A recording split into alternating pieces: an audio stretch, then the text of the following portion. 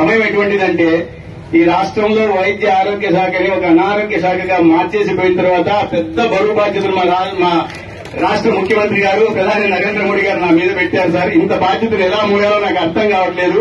దాంతో నా బాధ ఇలా ఉంటుంది అని చెప్పి ఇప్పుడే వచ్చిన వాళ్ళు ఇప్పుడు నా దగ్గర కొంతమంది వచ్చి అర్జీలు ఇస్తున్నారు.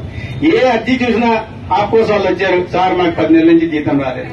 ఇప్పుడే కొంతమంది అమ్మాయిలు వచ్చారు సిహెచ్ఓలు, సార్ మాకు 9 నెలల నుంచి జీతం రాలేదు.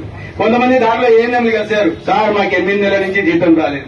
ఇప్పుడే 188, 104 వాళ్ళు కలిశారు, సార్ మాకు జీతాలే రావట్లేదు సార్, అరకొర జీతాలు ఇచ్చేవాళ్ళు అది కూడా రావట్లేదు సార్. అంటే ఈ ఆరోగ్య శాఖ ఇప్పుడు ఎలా ఉందంటే 10 నెలల నుంచి 1 సంవత్సరం నుంచి జీతాలు కూడా ఇవ్వలేకుండా గత ప్రభుత్వం ఉంది. ఇప్పుడు ఆ జీతాలు ఇవ్వాల్సిన బాధ్యత మా మీద పడింది. ఇవన్నీ కాకుండా హాస్పిటల్లో మెరుగైన మౌలిక సదుపాయాల కల్పన జరగడం కానీ, డయాగ్నోస్టిక్ ఎక్విప్మెంట్ తెప్పించడం కానీ, ఆసుపత్రుల్లో ఒక దేవాలయంగా నిర్మించాల్సిన గురుతర బాధ్యతను ప్రజలు మా మీద మోపారు.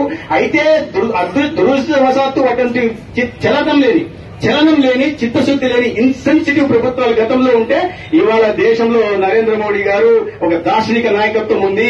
పేదలకు అభివృద్ది ప్రదాతగా పేరు గార్చిన చంద్రబాబు నాయుడు గారు ఇక్కడ ముఖ్యమంత్రిగా ఉన్నారు. ఈ ఇద్దరి నాయకత్వం